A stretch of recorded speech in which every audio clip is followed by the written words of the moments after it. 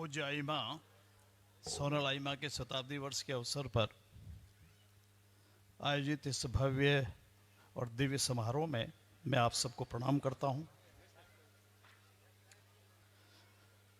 भारत की संसद में बोलना सबसे आसान काम है, चाहे जो बोल सकते हैं।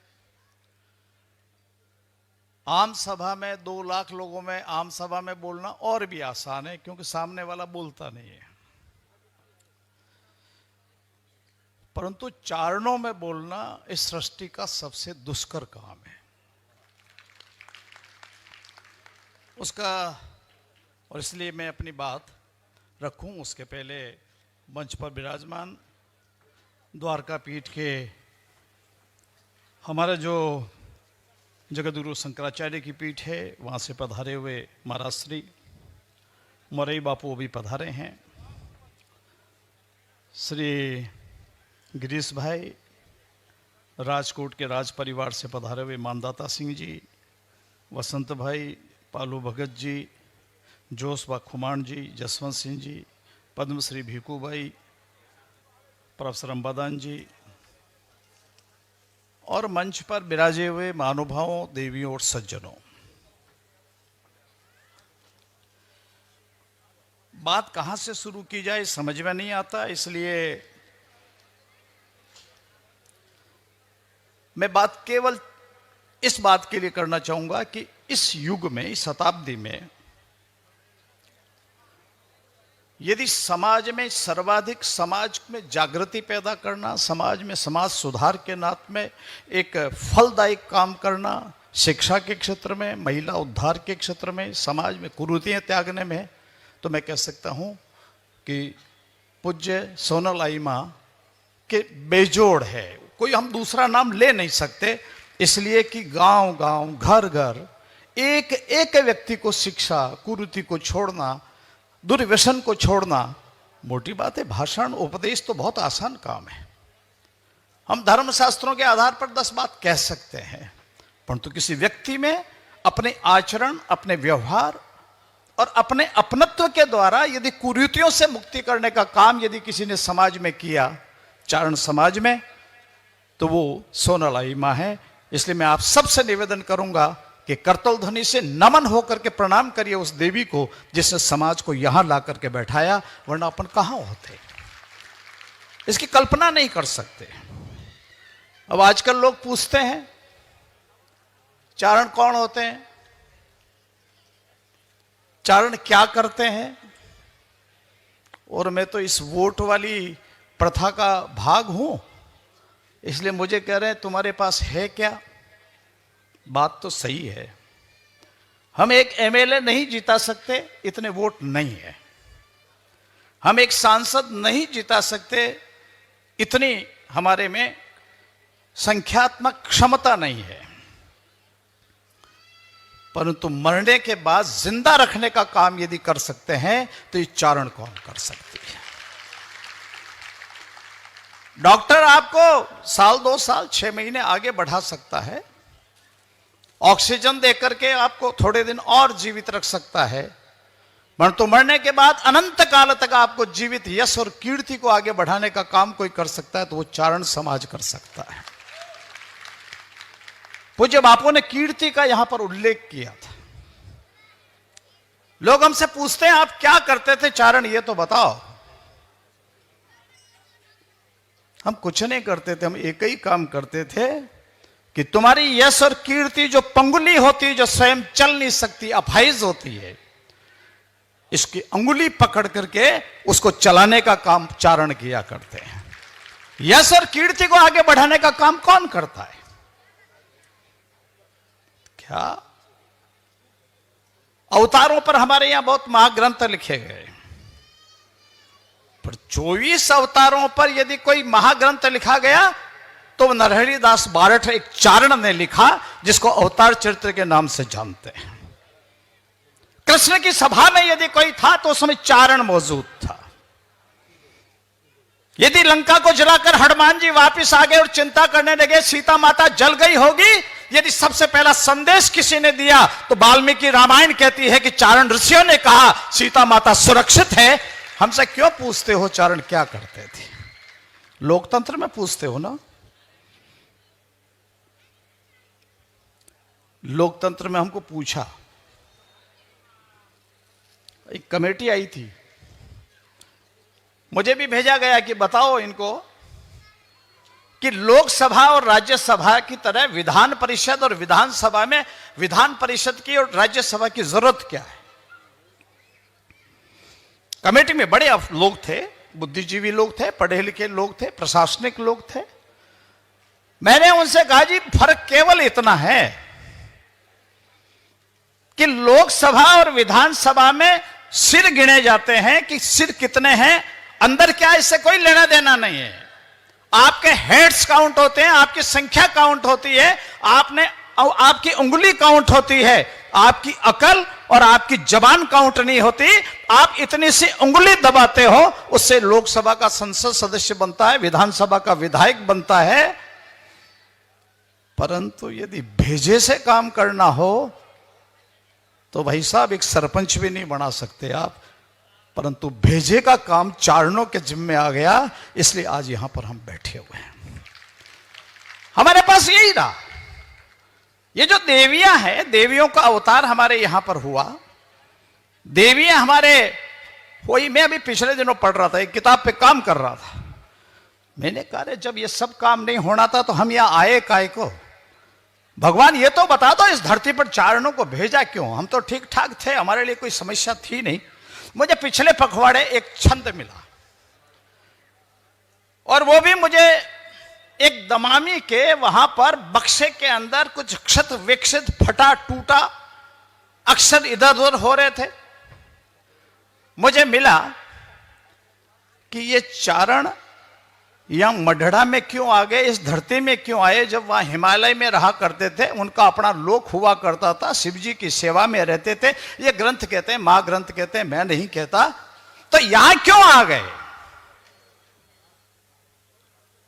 मैं आपको वो छंद की कुछ लाइनें रखना चाहता हूं।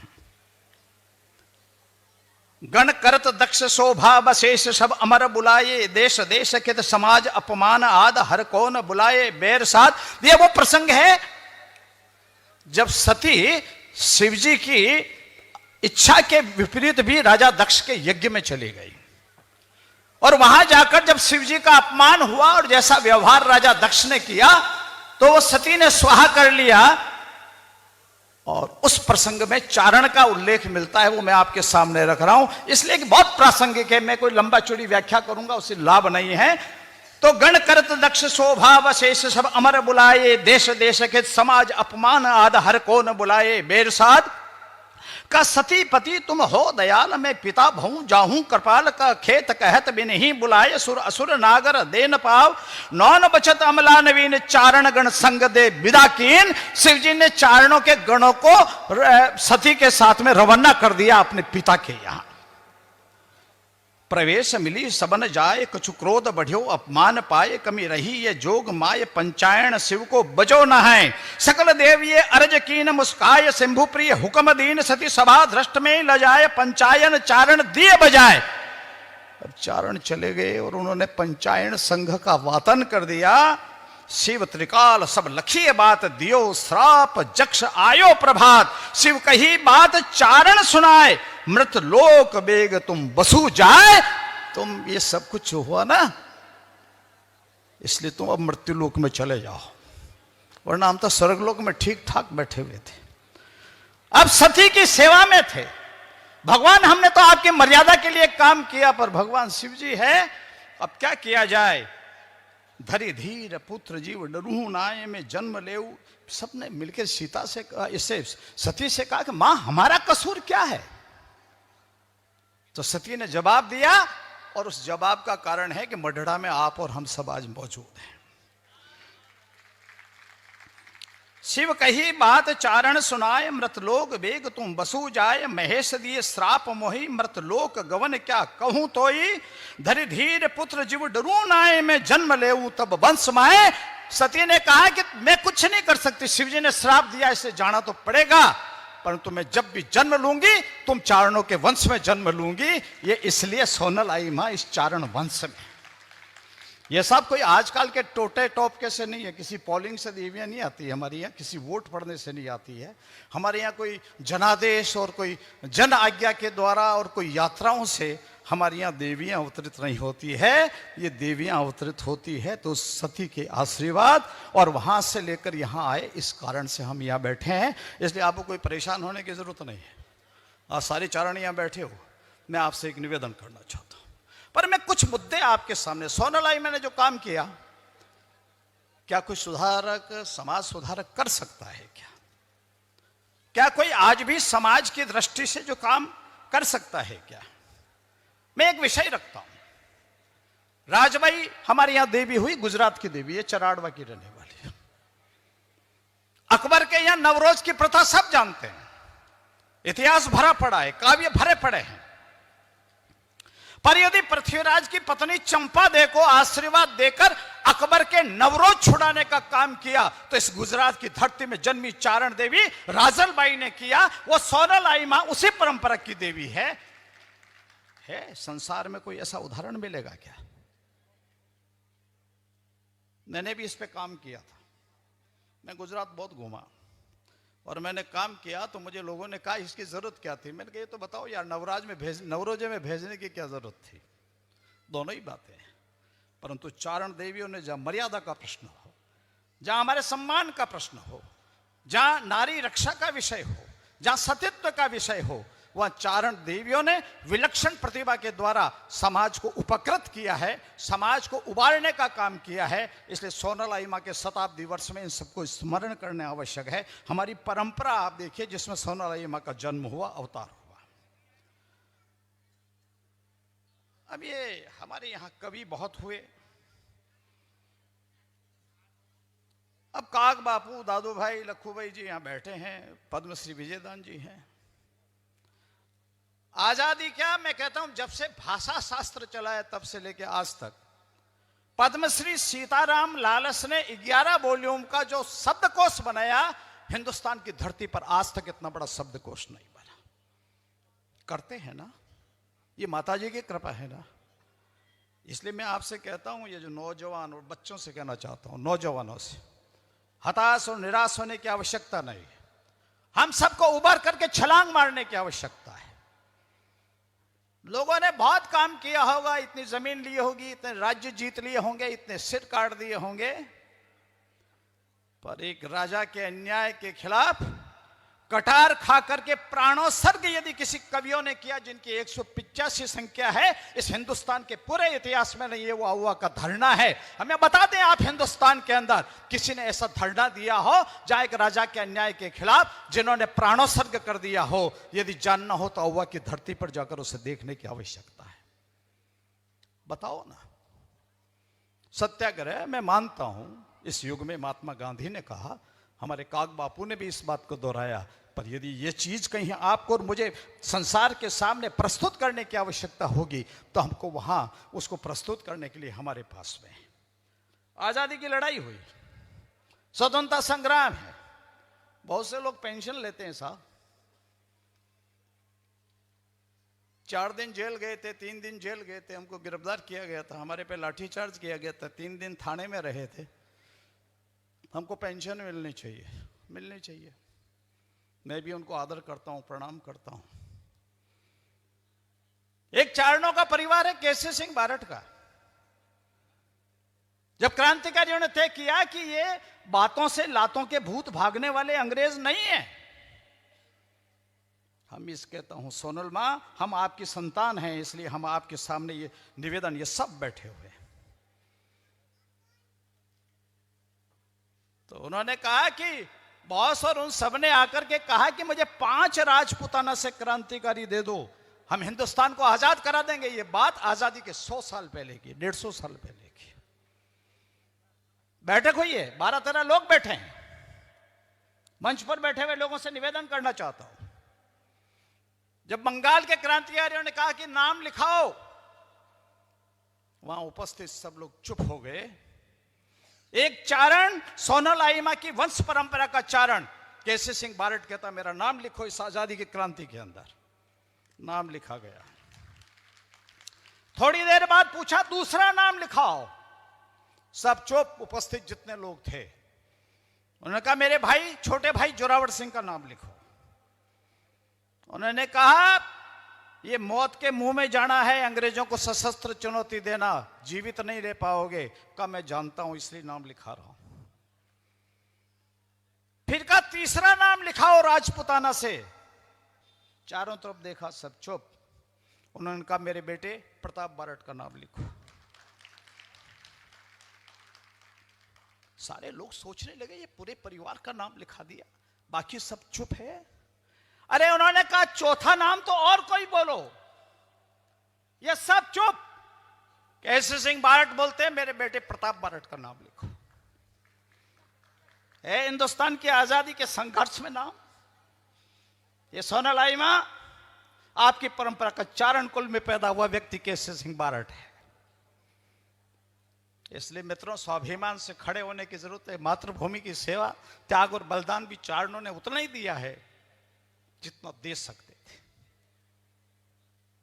किसी तरीके की, अरे केवल मात्र इस वोट के चक्कर में सोचते हो मेरा एमएलए नहीं है, मेरा एमपी नहीं है, क्या कर लेगा, मैं एमपी लेके आया हूं। रोज ही भाषण देता था। भाषणों से देश का उद्धार होता तो अब तक हम संसार में कहीं पहुंच जाते। इसलिए आवश्यकता है चारणत्व को जीवित रखने की। इसलिए आवश्यकता है कि चारणत्व को हम आगे लेकर के कैसे जाएं, उन गुणों को आगे लेकर के कैसे जाएं, इस बात की आवश्यकता आज भी हमको अनुभव होती है। सोनालाई मां देवी। भिखू भाई आपको तो मालूम है, आपने आवड़ जी का नाम सुना है, पढ़ा है, गाया है। एक तरनोट स्थान है जैसलमेर और पाकिस्तान के बॉर्डर पर, हिंदुस्तान और उसके बॉर्डर पर। पाकिस्तान हिंदुस्तान पर हमला करता है, वहां हमारा सैन्य बल तैनात है क्योंकि सीमांत क्षेत्र है, सीमा लगी हुई है। राव तनु को वर दिया था जब सूमड़ा का वाला विषय था, वो एक विषयांतर होगा इसलिए मैं उसका उल्लेख नहीं करता। पाकिस्तान के सर्वाधिक बम वहां तरनोट के वहां पर मंदिर के ऊपर गिरे, वहां जहां सैन्य बल था, हमारी बीएसएफ थी, हमारी सेना थी, एक बम ब्लास्ट नहीं हुआ, एक क्षत विक्षत नहीं हुआ, एक चोट तक नहीं लगी। ये मैं इस युग की बात कर रहा हूं। चारण देवियों के बारे में कोई पूछते हैं प्रमाण बताइए, ये कोई भाई केमिकल फैक्ट्री नहीं है, कोई यहां पर हमारी लैब नहीं है कि आप उसमें फॉर्मूला बनाकर 4 बूंद डाल करके बताओगे इसमें से ये होगा, इसमें सल्फेट होगा, फलाना होगा, ढिंकड़ा होगा। पर मैं जीवन पद्धति और तपस्या की बात आपको बताना चाहता हूं। इसलिए गौरव का विषय खड़ा करने की जब आवश्यकता पड़ती है, हमारी ये सोनालाई मां वाली देवीय प्रतिभा, ये सब आज भी हम सब के लिए है। और इसलिए मैं आपसे एक निवेदन करना चाहूंगा, आज हम सब लोग, हम आज से नहीं, जब सृष्टि की रचना हुई तब से लेकर आज तक आए हैं, सोनालाई मां के शताब्दी वर्ष में हम संकल्प लेकर के जाएं, हम चारणत्व को जिंदा रखेंगे, चारणत्व का संवर्धन करेंगे, चारणत्व को जन जन का विश्वास अर्जित करेंगे, और हम देश और काल के लिए जहां हमारी आवश्यकता होगी, हम मन से, तन से, शरीर से, प्राण से, प्रण से समर्पण करने के लिए तैयार रहेंगे। इस शताब्दी वर्ष में इतना संकल्प लेके जाएंगे तो चारणत्व और सोनालाई मां के शताब्दी वर्ष उसमें यशस्वी होगी। मुझे आपके बीच आने का मौका दिया, बहुत बहुत धन्यवाद। आदरणीय लाखावत साहेब રાજસ્થાન થી વિશેષ ઉપસ્થિત રહ્યા છે, એમને જોરદાર તાળીઓ સાથે આપણે સૌ વધાવી લઈએ। પૂજ્ય આયમાની સાથે વર્ષો સુધી રહી અને સેવા કરી અને સાનિધ્ય પ્રાપ્ત થયું એવા મહાનુભાવો બે અહીંયા વિશેષ ઉપસ્થિત છે। એક તો અહીંયા પરિવારના જ છે જેમની ઘણી વાતો દાદા